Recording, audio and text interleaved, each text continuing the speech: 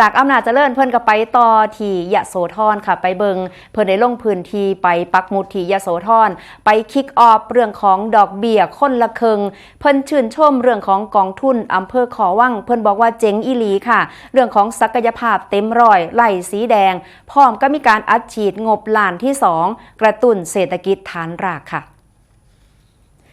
ที่วัดบ้านเปราะหมู่ที่6ตำบลขอวังอำเภอขอวังจังหวัดอำนาจเจริญขออภัยค่ะจังหวัดยโสธรค่ะนางสุขสมรวยวันธนียกุลรัฐมนตรีประจำสำนักนายกรัฐมนตรีพร้อมคณะผู้ตรวจราชการสำนักนายกรัฐมนตรีก็ได้เดินทางลงพื้นที่ตรวจเยี่ยมการดำเนินงานของกองทุนหมู่บ้านและก็ชุมชนเมืองมอบนโยบายสำคัญโดยมีนาย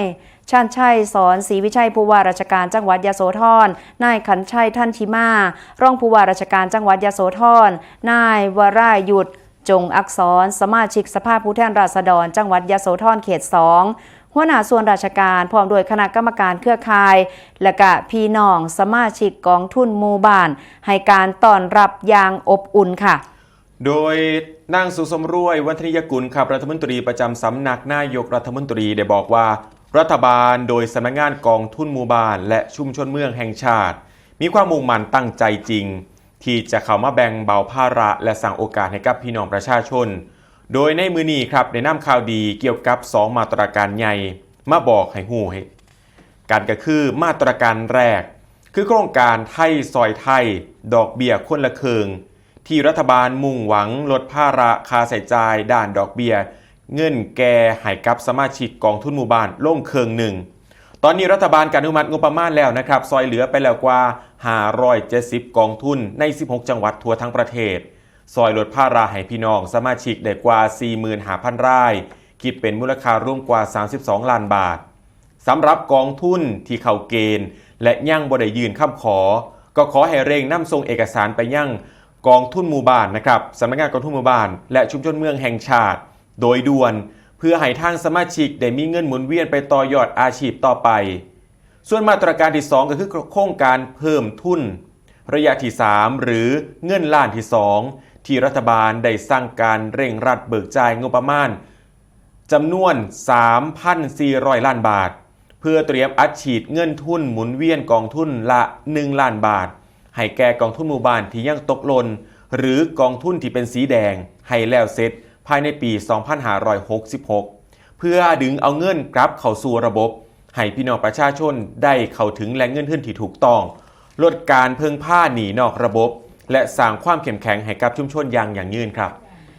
ในขณะที่นายชันชัยสอนศรีวิชัยผู้ว่าราชการจังหวัดยโสธรก็ได้กล่าวต้อนรับพร้อมกับรายงานข้อมูลในพื้นที่เพิ่นบอกว่าจังหวัดยโสธรมีกองทุนหมู่บ้านและก็ชุมชนเมืองทั้งสิ้น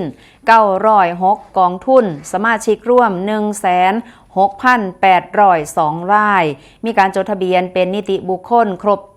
100% ซึ่งทางจังหวัดพร้อมที่จะนำแนวนโยบายของท่านรัฐมนตรีไปขับเคลื่อนต่อยอดให้เกิดประสิทธิภาพสูงสุดคณะที่ภาพร่วมของอำเภอขอวังก็มีกองทุนหมู่บ้านจำนวน45กองทุนมีสมาชิก 7,535 รายค่ะ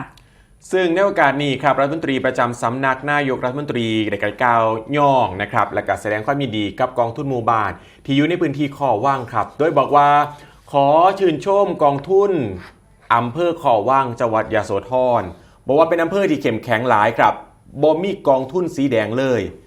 ก็ทุกกองทุนสามารถทรงงบการเงินและผลประกอบการประจำปีต่อเนื่องตลอด3ปีได้ครบ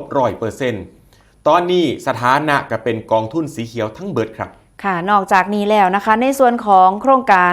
ไทยซอยไทยดอกเบี้ยคนละครึ่งอำเภอขอวังก็ได้แสดงความประสงค์เข้าร่วมโครงการครบทั้งหมด45กองทุนซึ่งคาดว่าเงินซอยเหลือดอกเบี้ยคนละครึ่ง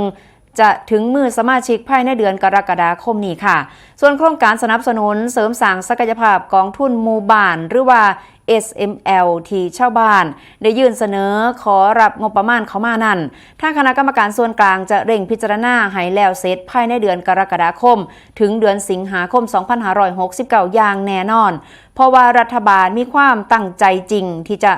ซอยเรื่องของเศรษฐกิจฐานรากอำเภอขอวังก็ถือเป็นแบบอย่างและก็เป็นส่วนหนึ่งที่จะซอยขับเคลื่อนให้ประเทศชาติเข้มแข็ง